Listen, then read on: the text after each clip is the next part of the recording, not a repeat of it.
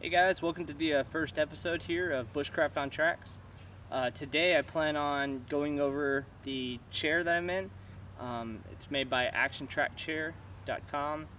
I guess is their website. It's made by Action Track Chair. But plan on going over that. Dub it the tank chair, as pretty much everybody in the Pathfinder group, that's what they refer to it as. So going to be talking about that today, kind of giving you a closer look at everything, go over a few specs, and basically just show you what it looks like up close. And throughout all my videos you'll be seeing some of its capabilities, and I'll get some shots crawling over stuff and through the woods and things like that, so stick around. So first up, we're going to talk about the tracks here. These are modified off of a snowmobile. They have some massive deep treads on them. Supply great traction pretty much in every environment.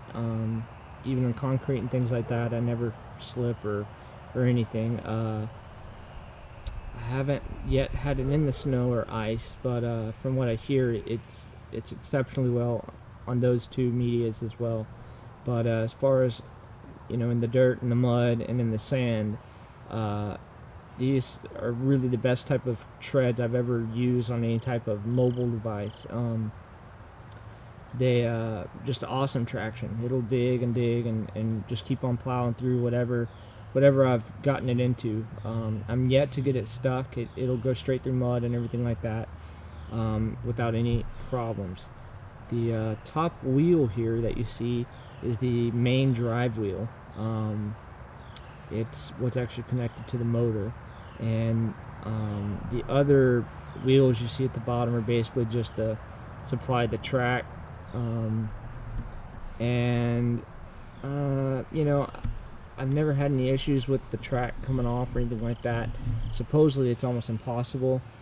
There are some adjustments for track tension, though I haven't seen a change in the tension of the track at all ever since I've had it and all the junk I've put it through. On the front side of the chair here, you can see down at the bottom there's a leg strap. That's basically what my calves rest against.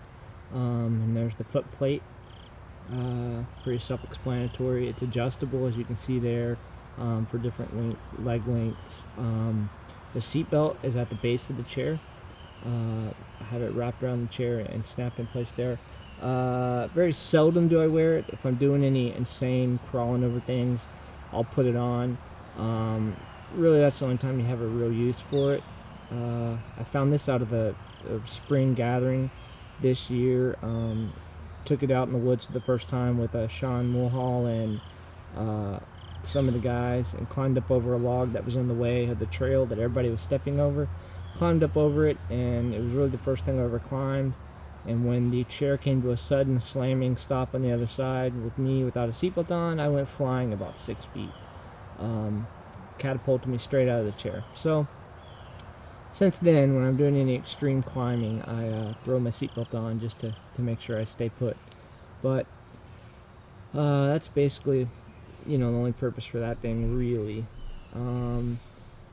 Get a little closer here. You can see directly in the center there's a piston, and that is what actually actuates and controls the center of gravity on the chair.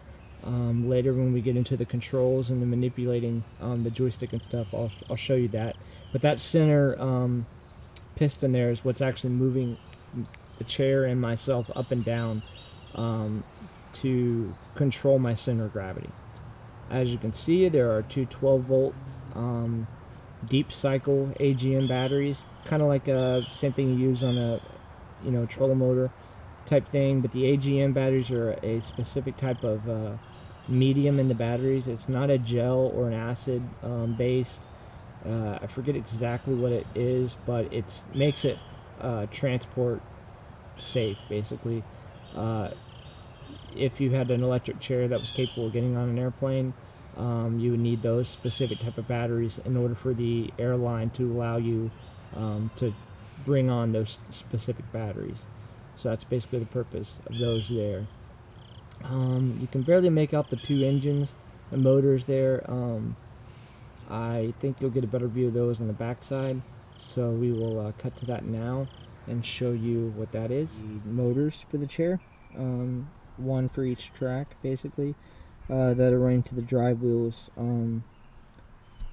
at the top side of the track, like I showed you earlier. I don't know the actual motor size. They have several of them listed on their site at actiontrackchair.com. I don't know which ones these are, but I'm sure you could look some stuff up on their site if you want to be a little more specific. But this is a 24-volt system, thus being the two 12-volt batteries. The computer for this system is located right there, and that's basically the whole brains of the operation. The battery feeds the computer, and then the computer basically is what syncs the controlling operations between it and the motors. This, as far as my understanding, is what limits how deep the chair can go into water. They say no more than like 5 to 6 inches is really optimal, which is kind of a weak spot in my opinion for the chair. A chair like this, it has more than enough power. It's more than capable, other than the fact of, I believe, the computer system here not being sealed. So that's kind of a weak point in my opinion of this system, and I think it's something that could be improved. And after my warranties run out, I may do some tinkering around myself and see if I can't seal that up or relocate it in the chair somewhere. So that's probably the only downside to that being there, is how deep the chair can actually go in water. Over here, this yellow box thing you're seeing is the charger for the 24-volt system. The power cable running to it is right here on the wheelie bar, and basically just plugs into any 110 unit. The chair takes, I don't know, about 6-7 hours probably to fully recharge, give or take, maybe a little longer if you run it completely dead. If you only use it for a little bit and throw it in, plug it up, it'll charge it right back up. The nice thing about this charger is it's a smart charger, so basically it charges the chair all the way up and then shuts off. And I could leave this thing stored in my garage for 6 months with it plugged in, and it's not going to overcharge the batteries in any way. It'll stay turned off. But however, if the batteries for some reason drop their charge, the slightest bit, the charger will kick back in and top on back off, and so it'll maintain the battery. So it's always good to go, and it's really nice to have. This is actually the second charger on this chair. The first charger I got with the chair went out for unseen reasons, and the company did an awesome job. They sent me out a brand new unit and paid for shipping and everything, and it was just 4 bolts and a few connections, and it's back in action. So speaks great for the company. Their product, the chair, is great, so can't thank them enough for that. Okay, let's take a look at the menu and control options here on the chair. Basically a power on and off system here. Comes up with your battery indicator, tells you how much battery you have left. I haven't found that to be very accurate, like exactly. I wish I could get a more precise battery. After you drop about 3 to 4 bars, I believe there's what is that, 1, 2, 3, 4, 5, there's 6 or 7 bars on here. After you about drop 3 to 4 bars, you're pretty much dead. The chair slows down a lot, and so you're down pretty bad when you get down to 3 or 4 bars. But again, that takes 4 to 5 hours. You have some gears here. So right now I'm in 5th gear. That's the highest gear. You can press the up and down arrows to change your gear. The lower the gear, obviously, the more torque you have, just like in a car or your truck.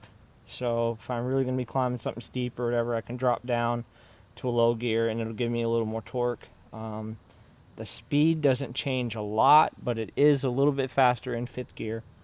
There was even a little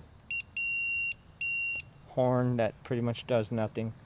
And all these other buttons, the bottom three, excuse me, are for accessories of some sort. So if you hit them, they would do something. I don't have any type of accessories that the manufacturers sell, so I can't really use everything. And this button is for the lights. If you were to, it's an aftermarket piece, you can get some lights put on the chair, and that's your on-off switch for them. So the button here in the center, this M, you press this, and then you can push the joystick forward and back, and that's actually what's going to change the center of gravity. It's going to tilt the chair forward and back. It changes the center of gravity on the chair, and that's what allows you to go up such steep grades, up and down. So it's one of the really cool features. And you can press M to get out of it, or just press the joystick to the left, and now I'm back in drive.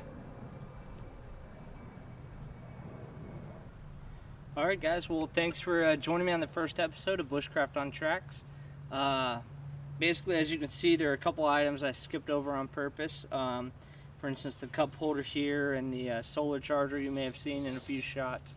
Plan on doing another video on some modifications I plan on doing to the chair and this, that, and the other. Basically, if y'all have any questions or want to see any certain type of videos, just let me know. I would love to do it.